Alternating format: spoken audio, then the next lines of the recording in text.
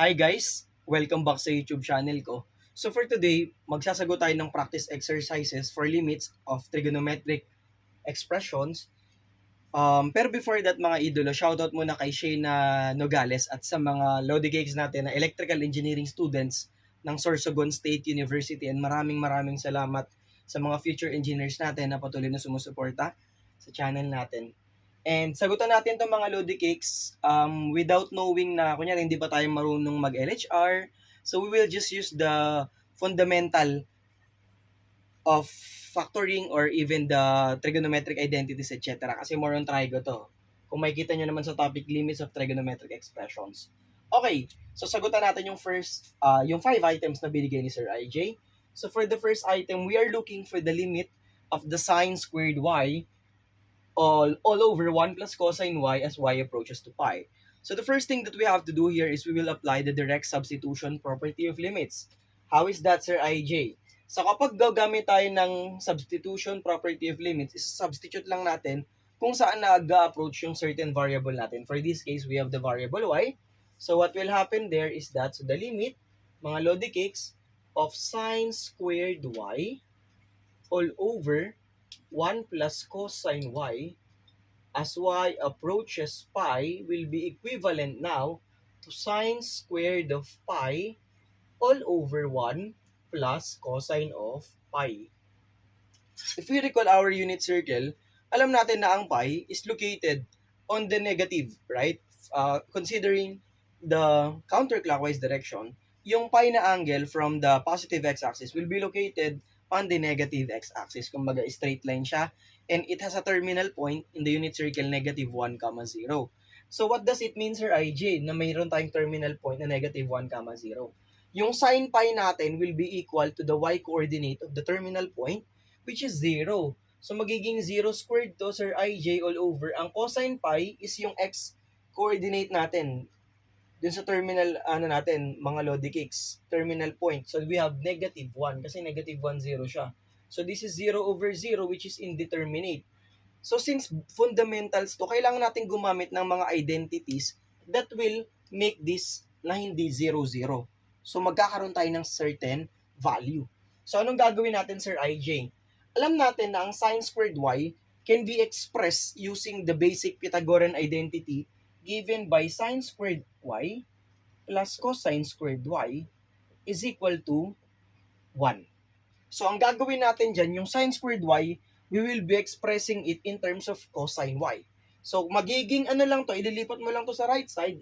So our limit will now become the limit of sine squared y will be replaced with 1 minus cosine squared y all over 1 plus cosine y as y approaches pi. Pero hindi mo muna substitute yan. Kailangan mo muna siyang isimplify. So considering the trigonometric expression we have here, applying the difference of two squares, that is a squared minus b squared equals a plus b multiplied by a minus b, or vice versa. So we can rewrite this as 1 minus cosine y multiplied by 1 plus cosine y all over 1 plus cosine y. Sorry for my voice, mga Lodi Cakes, sinisipon si Sir IJ. So yung 1 plus cosine y here will now be cancelled, and we can directly substitute the value of pi. So magkakaroon na tayo ng direct substitution. So our limit will now become 1 minus cosine of y, in which yung y natin will be equal to pi. Ang cosine ng pi is negative 1. So we have 1 minus negative 1. So for the first item, the correct answer is positive 2. Okay guys, sana malinaw po yan ha. Kung meron man po kayong part dito na naguluhan, just let me know so that we can discuss it on the comment section. Okay? So guys, proceed tayo sa ikalawang item natin. So I hope the first item is clear because it is somehow related to the second one. Okay, so we will now proceed, mga Lodi Cakes, with the second item. Okay, for the second one, we have almost same, parang parehas ng similar given dun sa one natin. So the second problem, or the second limit, is given as the limit of 1 minus cosine of y all over, Sir IJ, sine squared y all as y approaches 0. So anong gagawin natin dyan, Lodi Cakes? So apply pa rin tayo ng direct substitution property of limits. Substitute mo si 0 sa value na, sa variable na y, 1 minus cosine 0 over sine squared of 0. Ang cosine 0, so nasa positive x-axis siya, 1, 0 yan. Sa unit circle yung point natin. So that is 1 minus 1. Ang cosine 0 is 1. That is the x-coordinate. All over sine 0 is 0 squared. So this will give you 0 over 0. So another thing, gagamit na naman tayo nito. Itong sine squared y kasi yung mas complicated eh. Itong 1 minus cosine y, di na natin siya pwedeng matrim down. Tingnan mo yung expression or dun sa mismong expression, tingnan mo ano yung mas masisimplify mo pa or pwede mong gamitin ng trigonometric identity. So, ang pinaka-importante dito is dapat alam nyo yung mga basic trigo identity. So, ang sine squared y, papalitan natin itong mga Lodi cakes ng, so the limit as y approaches to 0 ng 1 minus cosine y will be replacing sine squared y with 1 minus cosine squared y, in which hindi natin muna sa substitute kasi po, sisimplify po muna natin siya so that we will have a certain or specific value of the limit. Kung meron man, kung the limit is approaching man to a certain or specific value. So the numerator will retain as it is. However, the denominator can be factored as a difference of 2 square na naman. So magiging ano to, 1 minus cosine y multiplied by 1 plus cosine y, which we can cancel this one, and it will leave us with the limit of 1 over 1 plus cosine y as y approaches 0. So, ang lalabas dyan, Sir IJ. So, 1 over 1 plus cosine 0. Ang cosine 0 is 1. So, 1 over 1 plus 1. So, the final answer for the given problem is equal to 1/2. So, sa first item natin, ano yung sagot natin sa second item? So, this is equal to 1/2 mga Lodi cakes. Okay? So, ano yung sagot natin dito sa, sa first item? Tama ba? Positive 2 ba ito? 1 minus, tama, positive 2 nga siya. Okay? So, we will now proceed to the third problem. Mga Lodi cakes, practice lang talaga. So, sa number 2, 1/2 po yung sagot natin. So, 3 more to go. Para at least yung mga nagsisimula pa lang sa ganitong klase ng topic, maintindihan ano po yung gagawin. Kasi hindi naman tayo pwedeng dumepende sa LHR lang lagi. Madadali kayo dun mga Lodi cakes. Okay, for number 3, a bit some complicated, but it will just still apply the basic trigonometric identities. So we have now the limit of sine A, sine 2A, all over 1 minus cosine A as A approaches to 0. So how do we do it? Another substitution. So we have now sine 0 multiplied by sine of 2 times 0, which is still 0, all over 1 minus cosine of 0. Alam natin na ang sine 0 is equal to 0, so the numerator becomes 0. Cosine 0 is 1, 1 minus 1 is 0, so another 0 over 0. So ano po yung gagamitin natin for that problem, Sir IJ? Notice that the complicated expression is the sine 2a, in which it is a double angle identity.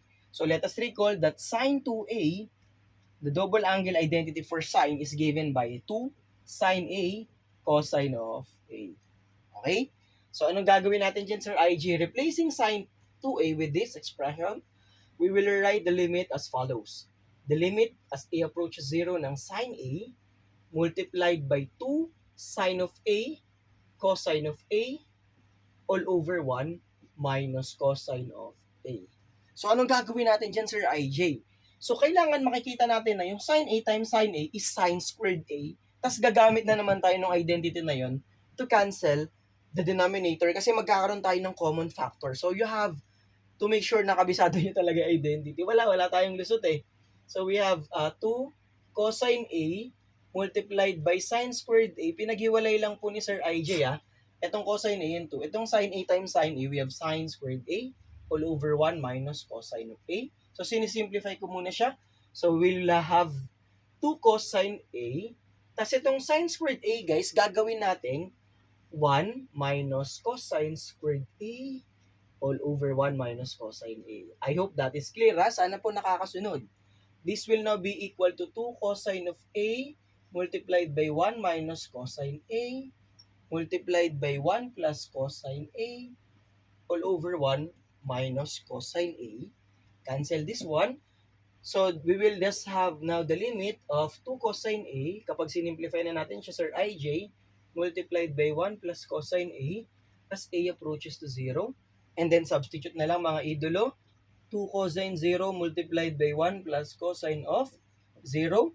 So 2 cosine 0, so cosine 0 is 1. So 2 times 1 times 1 plus 1, that is 2. So the final answer for the third problem is equal to positive 4. Ganun po siya mga Lodi Geeks ha. Pwede kayo mag-take note sa mga nagpo-practice dyan, especially dun sa mga senior high or even yung mga nag-start pa lang sa college. Okay, so number 4 na tayo guys, down to our 2 final problems for the limit topic on the trigonometric expressions. Okay, Sir IJ, next problem, number 4.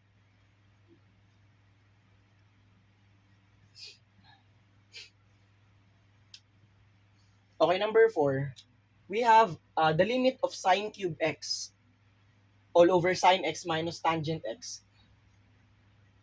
Limit of sine cube x all over sine x minus tangent of x as x approaches to 0. So same process mga Lodi Cakes. Substitute natin si 0. So sine 0 raised to the power of 3. So parehas lang naman yan. Naka-cube kasi yung sine 0 natin. All over sine 0 minus tangent 0. Sine 0 is 0. So yung numerator 0. Tangent 0 is 0. Dapat alam niyo yung mga yan mga Lodi Cakes ha. 0 over 0 indeterminate. So paano natin gagawin yan Sir IG? Applying basic lang. Dapat alam natin na ang tangent x is equivalent to sine x over cosine x. So, ang gawin muna natin, ito na lang muna mga Lodi, i-consider natin itong expression na to. So, simplify na lang muna natin para hindi na muna natin i-copy yung limit. So, for this case, pwede natin siyang isulat as sine cube x all over sine of x minus sine of x all over cosine of x. Kung mapapansin nyo guys, may common tayong sine x sa denominator natin rather. So we can have sine cube x all over sine x multiplied by 1 minus 1 over cosine x. Sir IJ, ang bilis, nabigla ako. Nilabas ko lang po yung sine x mga Lodi Cakes. Sine x nilabas, naging 1 minus 1 over cosine x. In which we will cancel the sine x. So ito magiging 2 na lang. So this will now be equal to sine squared x all over 1 minus 1 over cosine x. However, kailangan natin ito i-simplify pa mga Lodi Cakes. So, kailangan natin i-simplify si denominator by rewriting it as sine squared x all over cosine x minus 1 all over cosine of x. Sir IJ, nalito na naman kami. Anong ginawa mo? Cosine x times 1, that's cosine x. Minus 1 all over cosine x. Ginamit ko lang po yung LCD dun sa denominator natin as cosine x. Simplify po natin yung Lodi Cakes. Aangat ng cosine x. So we have sine squared x cosine x all over cosine of x minus 1. And then, application ulit guys, babalik talaga tayo dun sa sine squared eh. Wala tayong choice. So anong gagawin natin dyan Sir IJ? Sine squared x, i-rewrite natin to as 1 minus cosine squared x. Okay guys, sana klaro po kapag may tanong po kayo, huwag po kayo mahiya mag-comment sa comment section. Tapos ito, gawin nating difference. So 1 minus cosine x times 1 plus cosine x. Sa amin difference, cosine x all over cosine of x minus 1. Sir IJ, parang magkamukha to. Yes, pero they are just negative of each other. So itong cosine x minus 1 ito, excuse me guys, pwede mo siyang isulat as the negative. Lagay ka lang ng negative dito sa ilalim, cosine x minus 1. Same lang po yan ha. Ay, sorry, but negative cosine x minus 1. Baligtad mga idol. Sorry. 1 minus cosine of x. So, ito mga cancel mga Lodi Cakes. Basta wag lang po kakalimutan, may negative tayo. So, this will now be negative 1 plus cosine x times cosine x. Tapos, lagay mo na ngayon yung value ng x which is 0. So, we have negative 1 plus cos 0 multiplied by cosine 0. Ang cosine 0 ay 1. 1 plus 1, that's 2 times 1. That's 2. Kaya lang may negative. So, the final answer for the fourth problem is negative 2. Okay? Sana guys, klaro kapag may tanong po, if you have questions or clarifications, feel free to comment on the comment section kung saang part, which part na nagkaroon kayo ng confusions. Okay, we will now answer our final problem which is for the number 5. Sige. Wait lang guys, burahin lang ni Sir IJ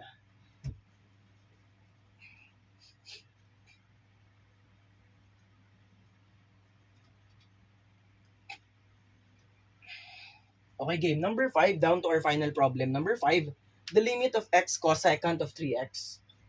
The limit of x cosecant of 3x as x approaches to 0. Okay? So first thing, substitute natin, Sir IJ. So ano ba ang x? 0. Cosecant of 3 times 0. Kapag sinubstitute or kinuha nyo yung value ng cosecant 3 times 0, that is infinity po. 0 times infinity, indeterminate din to mga Lodi cakes. So, kailangan natin gumawa ng something para hindi na natin makuha tong indeterminate form na to. So, hindi pa tayo tapos sa solution natin. So, anong gagawin natin dyan? Okay, ang galing ng Lodi cakes natin. Sir IJ, parang mukhang complicated. It seems like sa given expression, in the given expression, the more complicated one is the reciprocal trigonometric function, the cosecant 3x ang arte. No? So, ang gagawin natin itong cosecant, gagawin natin siyang sine. So, alam natin na ang reciprocal ng sine is cosecant or cosecant. Depende kung paano nyo basahin. So, we can rewrite this as the limit of x multiplied by 1 over sine of 3x. Okay? As x approaches to 0. Okay? Kapag sinimplify natin to, that is x over sine of 3x. Tandaan po natin guys, by the squeeze theorem. Pwede nyong i-check yung sa squeeze theorem, yung proof niya sa unit circle. Tandaan po natin to guys, the limit of sine alpha all over alpha as alpha approaches to 0 is equal to 1. Hanapin nyo na lang yung mga proof niyan, pero ito yung pinaka-ginagamit natin kapag sa trigo, tas may algebraic kang kasama. Limit of sine alpha or sine of u, let's say, all over u as u approaches 0 is equal to 1. Tandaan nyo po ito mga Lodi cakes, pati yung kabaligtaran yan. Limit of alpha over sine alpha as alpha approaches to 0 is equal to 1. Kaya lang Sir IG, paano natin ito gagawin? 3x to. Okay, so ganito ang technique dyan guys. So gawin natin dyan, itong x, gawin natin 3x.